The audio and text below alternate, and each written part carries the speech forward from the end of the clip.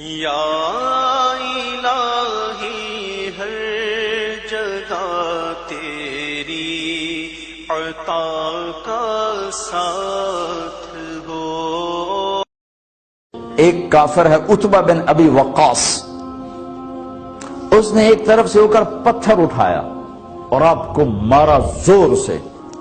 صحابہ کی نظریں تھی تلواروں پر، نیزوں پر، تیروں پر، وہ پتھر نظروں سے نکل گیا، لہذا وہ ان کے اندر کو چیرتا ہوا جا کر میرے نبی کے منہ پر یہاں لگا، اور اب سیدھا پیچھے ایسے گئے، پیچھے یوں، پیچھے کھڈا تھا، وہ یہاں گردن میں لگا کنارہ تو اب بے ہوش ہو گئے، دانت بھی ٹوٹ گئے، چہرہ بھی خون و خون ہو گیا، اب بے ہوش ہو کے یوں گر گئے۔ صحابہ نے سمجھا آپ شہید ہو گئے تو سب نے زار و قطار رونا شروع کر دیا۔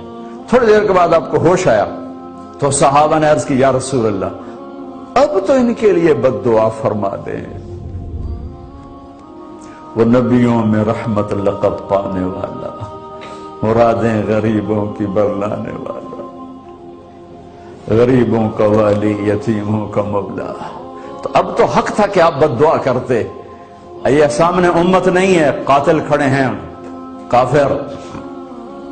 آپ نے ہاتھ اٹھائے، صحابہ سمجھے کہ ہوں انہاں دے بیڑے بڑھ گئے۔ اللہم اغفر لقومی فإنہم لا یعلمون، اللہ میری قوم کو معاف کر، انہیں میرا پتہ کوئی نہیں ہے۔ دیکھو میرے بھائیو، جس نے کافروں کے ساتھ یہ ہمدردی کے قتل کرنے والوں کے لیے دعا مانگی تو مسلمان ہو کر ایک دوسرے کو سلام کرنا چھوڑ چکے، ایک دوسرے کے پیچھے نمازیں پڑھنا چھوڑ چکے، ایک دوسرے پر کفر کے فتوے لگا کے بیٹھے ہوئے۔ مجھے بتاؤ تم میرے نبی کے ساتھ کیا کر رہے؟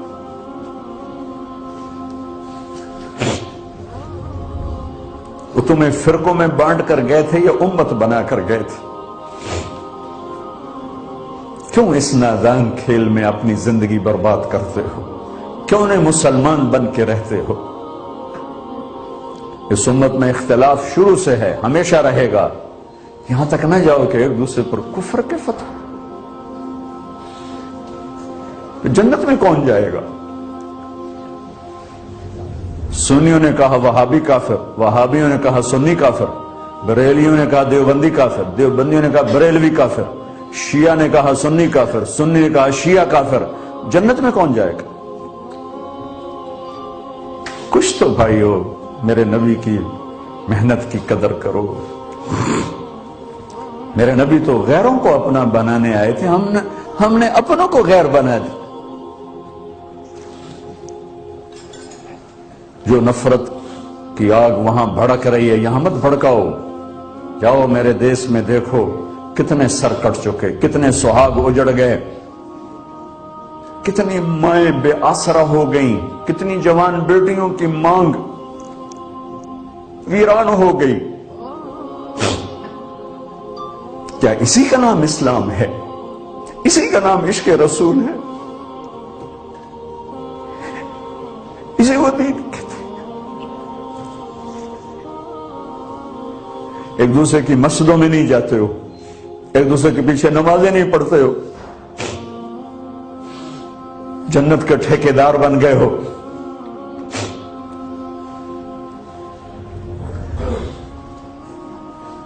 میرے نبی تو عبداللہ بن ابی کا جنازہ پڑھانے کھڑے ہو گئے تھے، جس کا کفر ابو جہل سے بھی بڑا ہے۔ ابو جہل اوپر کی دوزخ میں ہے، عبداللہ بن ابی سب سے نیچے کی دوزخ میں ہے۔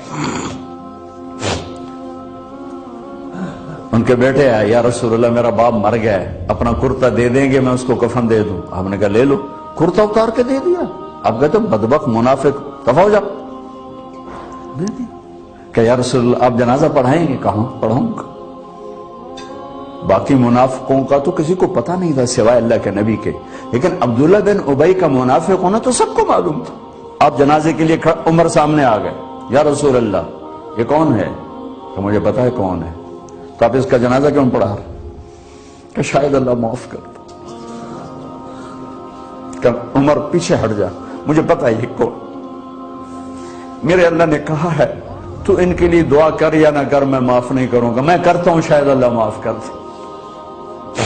پھر فرمایا کہ میرے اللہ نے کہا اگر تو 70 دفعہ بھی ان کے لیے دعا کر تو میں معاف نہیں کروں گا.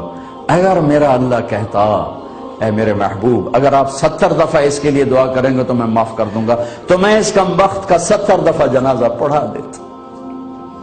مجھے بتاؤ تم کہاں سے یہ دین لے کر آئے ہو جس میں تم فرقوں میں بٹ گئے ہو, نفرتوں کی آگ تم نے لگا دی ہے.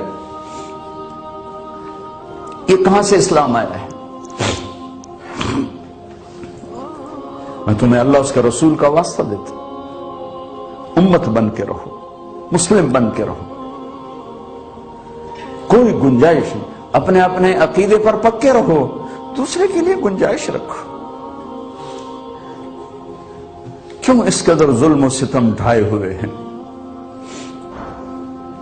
میں نیا تبلیغ میں گیا, کالج سے نکلا, ہماری جماعت ایک گاؤں میں گئی, ایک مسجد میں, تو امام صاحب آئے, ہمیں ماں بہن کی گالیاں دی اور ہمارے بستر اٹھا کے باہر مسجد دھوو, کتے اندر واڑائے. میں حیران پریشان, میں تو کوئی نہیں جانتا تھا کہ مذہب کیا ہوتا ہے, فرقے کیا ہوتا ہے. میں تو کالج میں گانے والا تھا, ناچنے والا تھا, جنید جمشید کی طرح. مجھے تو دین کا پتہ تبلیغ سے پتہ چلا. میں حیران پریشان کہ یہ مولانا صاحب کہہ رہے ہیں کہ یہ گستاخ رسول ہیں, اور مسجد دھو دو باہر کھڑے ہو, یہ مسجد میں کھڑے ہو کر ماں کی گالی دے رہے ہیں, بہن کی گالی دے رہے ہیں. تو پھر معیار دین کیا ہے؟ اتنی نفرت, اس قدر دوریاں. اگر ہم کافر تھے تو ہمیں گلے سے لگاتے, ہمارے نبی کی طرح ہمیں کھانے کھلاتے, ہمیں پانی پلاتے, پھر ہمیں بات سمجھاتے.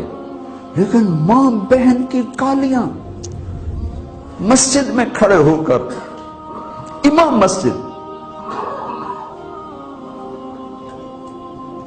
ہم پنجاب کے زمیندار ہیں, گالی دینا ہماری سرشت میں ہے, لیکن مسجد میں کانپ جاتے تھے کہ کسی کو الو کا پٹھا بھی کہہ دیں.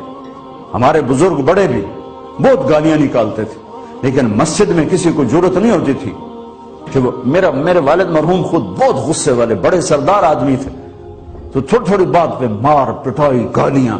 لیکن میں نے نہیں اپنے باپ کو مسجد میں سنا غصے میں بھی کسی کو گالی دیتے ہوئے. ماں بہن کی گالیاں نکالو.